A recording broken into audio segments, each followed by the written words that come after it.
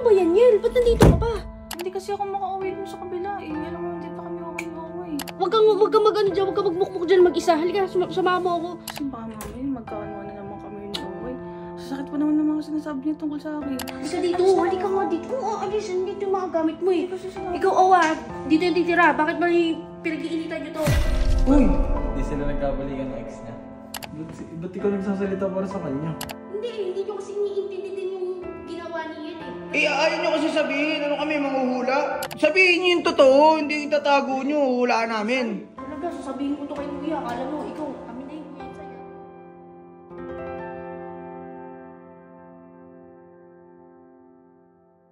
So guys, ayan, hello sa inyo. Andito tayo ngayon sa greenhouse kasi ipapakita ko sa inyo yung inspired natin na gagawin sa GGSS house. Ano ba yun? Nakita ko na naman si SJ. Nakakabad. May ako nakapakita. Tara, kunin ko na muna yung mga gamit dun sa taas, guys. Samahan niyo ako. Kunin ko na yung mga gamit dun sa taas kasi marami tayong mga dapat na ilipat na doon sa GGSS house yan. Tara. Uy! Uche, ang gagawin mo dito?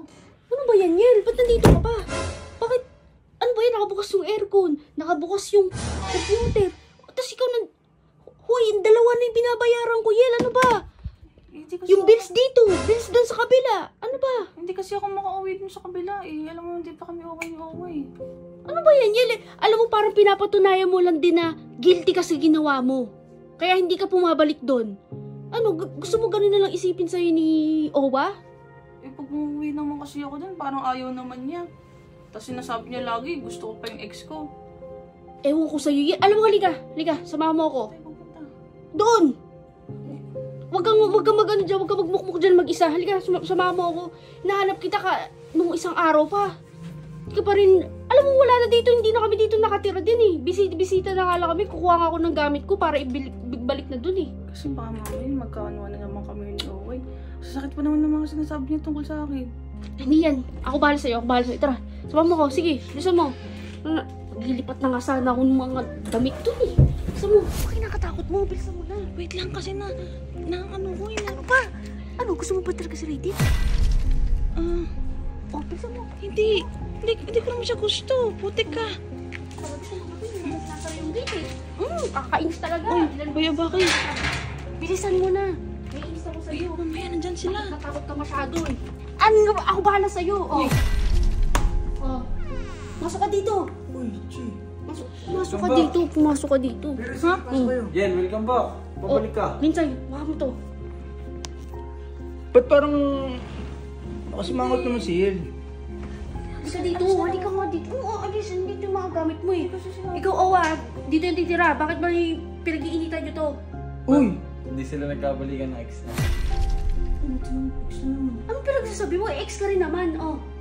Tsaka nagbabayad kami dito eh. Wala ka na... Hati tayo ng karapatan dito. Nagbabayad kami. Nagbabayad kayo. Oh, nagkasundo kami ni Kuya. Oh, dito yung titira. Ikaw, huwag ka aalis dito ha. Dito na ako. Oo, halika dito. Pumasok ka dito. Huwag ka mahihiya ka. Nagbabayad nga ako dito para dito ka tumira. Tapos hindi mo nang titirhan. Kisay, ba't di nagsasalita yan? Ba't ikaw nagsasalita para sa kanya? Salita ako din kasi, G. Parang guilty naman yan pag ganyan. Ito, ikaw ha. Malapit ka na sa akin, ha? Ikaw kasi, paglapit mo dito ano, gate. Hindi, ayaw na kasi nangawi pa.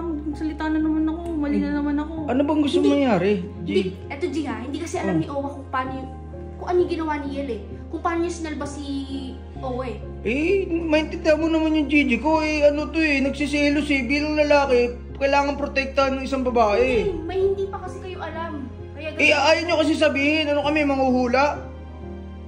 Hindi nyo kasi iniintindi din yung ginawa ni Yel eh. Yun yung mali sa inyo. Akala nyo, kapag may nangyaring ganon, hindi kami ano... Sabihin nyo yung totoo, hindi itatago nyo, hulaan namin. Bakit mo na ako lang yan? Sige na. Okay lang talaga. Makita ko yung talagang bilisan mo, umakit ka na doon. Ako bahala. Sige na. Ayusin mo ulit yung mga gamit mo doon ha. Ano yun eh, diba? Masyado maingay. Okay na yan. Masyadong maingay. Talaga, sasabihin ko to kay Kuya. Akala mo, ikaw, amin na yun, Kuya Itsay ha.